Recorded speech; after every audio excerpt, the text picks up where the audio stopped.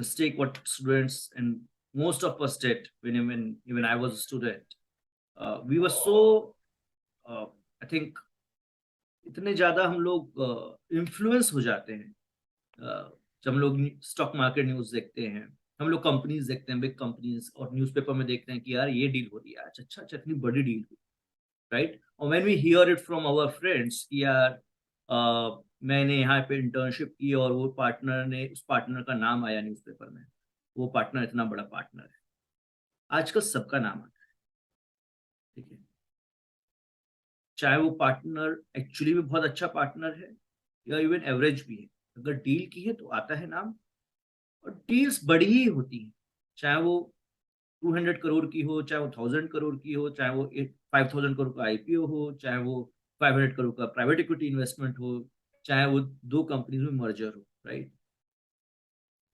But somewhere I think जो students को clarity नहीं आ पाती है, तो उनको लगता है कि हम सिर्फ कंपनी लॉ पढ़ लेंगे ना अच्छे से तो हमारा काम बन जाएगा। एक्चुअली वो नहीं होता है। और कंपनी लॉ जो पढ़ते भी हैं कॉलेजेस में, वो पढ़ते हैं प्राइमरीली फ्रॉम द अंडरस्टैंडिंग और फ्रॉम द पर्सपेक्टिव, यार एग्जाम्स में अच्छे मार्क्स आ जाए, right. I should right. get that merit into merit list 70 above आ जाए, something like that. It's depend on university to university, right? So I think the whole attitude and idea of learning what students have in college is somewhere not what is required, or what is not something uh, helping them, okay, replicate that learning into actual use when they start working. जैसे मैं बताता हूँ, मैं personal experience बताता हूँ Nishant. I think this is an interview which is getting recorded and I'm sure it will a lot of people will see it, but even I used to think back in college कि मैं 30 mark का हूँ company law में और मेरे को सब आता है लाइफ में। और मैं मजाक नहीं कर रहा हूँ, मैं बहुत, मेरे 5th ईयर में लॉ सब्जेक्ट था कंपनी लॉ, वो भी सेकंड सेमेस्टर में, basically last semester I can say, right. मैं 3rd ईयर से स्टार्ट कर दिया था कंपनी लॉ पढ़ना, क्योंकि मैं, एक बहुत बड़ा बैंक है आईसीआईसीआई बैंक, उससे बहुत ज्यादा इन्फ्लुएंस था। और मैं सारी इंटर्नशिप्स प्राइमरली मेरी आईसीआईसीआई में थी, and I was always respective, it's a bank, okay. मैंने डिफरेंट एरियाज में काम किया है, but it's a company, right. एक कंपनी है जो जिसका बैंकिंग ऑपरेशंस है। मुझे लगा कंपनी लॉ पढ़ लूंगा अच्छे से तो I think I will be sorted, and because उसका थोड़ा बहुत लेना देना मेरी फर्स्ट इंटर्नशिप से भी है जो आईसीआईसीआई में की थी। वहां पे मेरे सीनियर ने बोला था कंपनी लॉ के सारे प्रोविजंस पढ़ एक एक करके, बस वहीं से मैंने चालू कर दिया था पढ़ना। आई थॉट कि वही है सब कुछ। But when I started working, जब मैं जे सागर एसोसिएट्स में स्टार्ट किया काम करना, तो मेरे को एक्चुअल औकात पता चली अपनी। मेरे को एक्चुअली पता चला कि हाँ यार, कि केड़िया आप ज्यादा हवा में मत उड़ो। सिर्फ प्रोविजंस याद होना is not something which is going to help you in doing a transaction, or maybe is not going to help you in adding any value to the work you are doing in a firm, ठीक। तो फिर बच्चे सोचेंगे करें तो करें क्या sir. आप बोल रहे हो कि मैं पढ़ रहा हूँ कंपनी लॉ, या मैं पढ़ रही हूँ कंपनी लॉ कॉलेज में, मैं कॉलेज में 80% मार्क्स लेके आया, 90%, I was best in company law, but आप बोलते हो कि इस कंपनी लॉ का वैल्यू नहीं।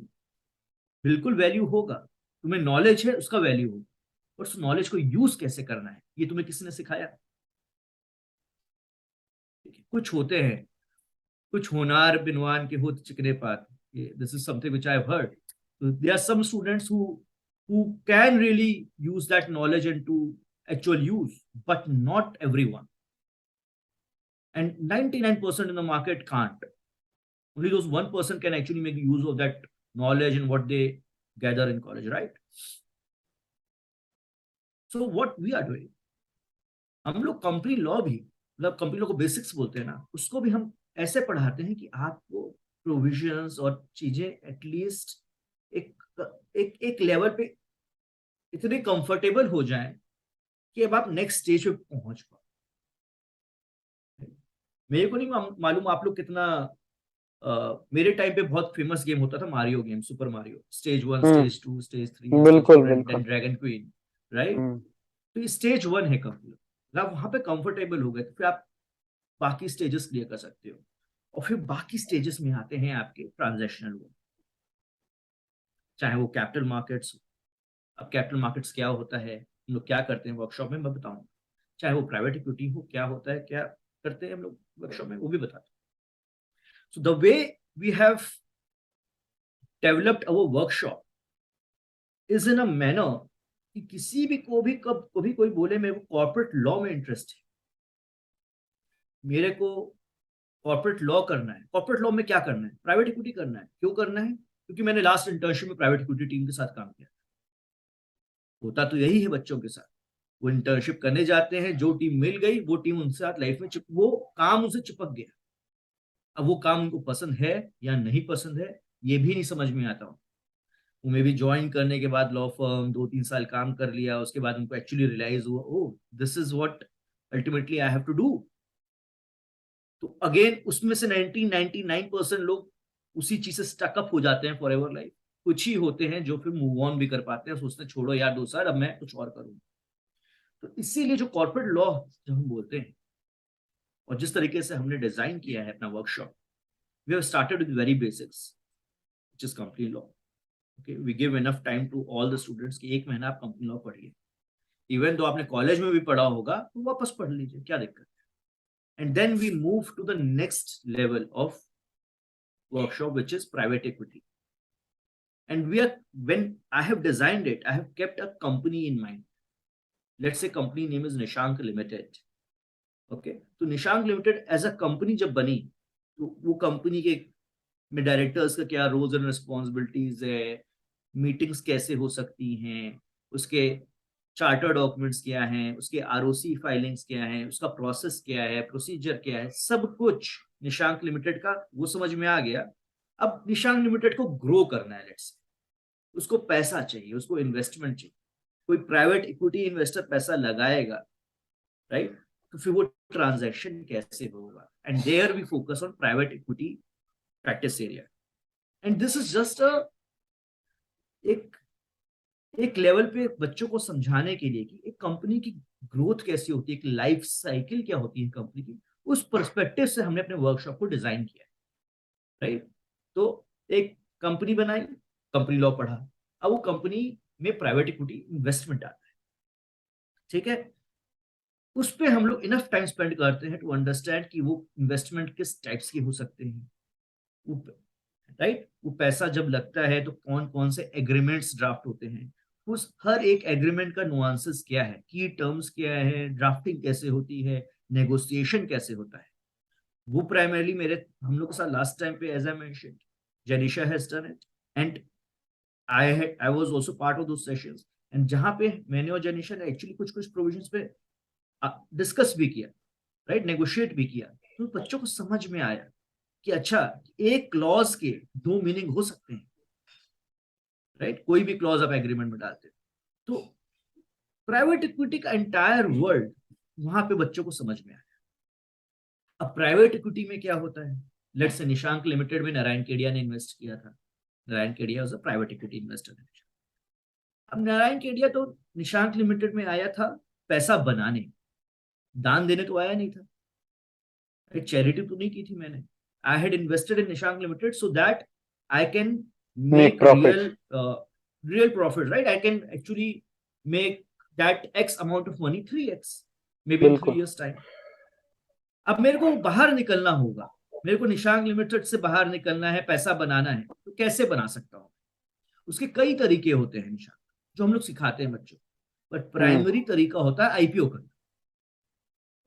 इसलिए हम लोग अब कैपिटल मार्केट्स की तरफ मूव करते हैं। तो वहां पे जहां राइट प्राइवेट इक्विटी खत्म करते हैं, फिर वहां पे हम कैपिटल मार्केट्स के उसमें लेके जाते हैं, और कैपिटल मार्केट्स में क्या होता है, काम कैसे होता है, राइट फ्रॉम डे जीरो।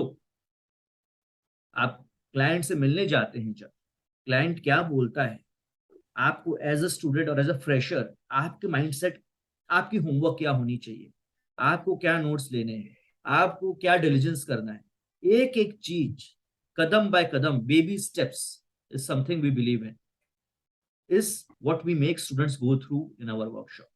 वो company law is a vast area in itself.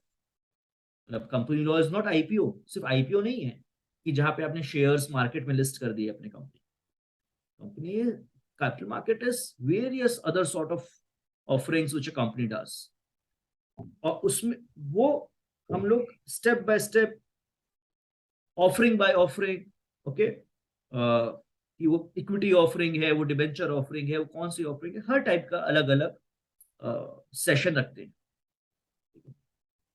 उसके बाद हमारा नेक्स्ट स्टेज आता है कैपिटल मार्केट के बाद M&A, ओके, मर्जर्स एक्विजिशन, जहां पे कंपनी किसी के साथ मर्ज करना चाहेगी, किसी को एक्वायर करना चाहेगी, right, whether it's public M&A और प्राइवेट M&A, उसमें टेक ओवर रेगुलेशंस क्या होते हैं, सेबी के रेगुलेशंस क्या हैं, ठीक है, even that we will discuss, competition law also we are going to discuss, FEMA regulations, foreign exchange regulations, and that is something also we're trying to cover. So all in all what is required for any student to have a good understanding, not good understanding, I can say, if someone who has enough dedication, okay, commitment, and the most important thing, patience in himself or herself, if someone goes through the entire workshop with me, would be better than any associate with 4-year experience working in a law firm. And that I, in my personal capacity as Narayan Kede, can write on it. हाँ, एक चीज जो हो सकती है एक 4 साल associate में या 3 साल एसोसिएट में या 2 साल एसोसिएट में, जो जहां पे वो बेटर होंगे इन लोगों से, वो है रियल ग्राउंड में जब आप बैटिंग करते हो ना, नेट्स में बैटिंग करने से अलग होता है, नेट्स में बैटिंग करने से अलग। तो वो जो ड्राफ्टिंग कर रहे हैं, वो अटेंशन, वो प्रेशर सिचुएशंस, वो प्रेशर पॉइंट्स, क्लाइंट्स की गाली खाना, टीम मेंबर्स की गाली खाना, वो सब वो लोग झेल के आगे तक पहुंचे। ये सब आप नहीं झेले हो, तो ये सब झेलना तो इम्पोर्टेंट पार्ट ऑफ लाइफ है। ये मैं सिर्फ बता सकता हूं, फीलिंग अपनी होती है, राइट। तो ये सब चीजें तो आपको ऑन द जॉब ही होंगी, बट आप बेटर इक्विप्ड होगे, आपके पास अपनी आर्मरी इतनी स्ट्रांग होगी कि आप उसको हैंडल करने की शक्ति रखते हो, क्योंकि आपने इतना अंडरस्टैंडिंग ऑलरेडी ले रखा है।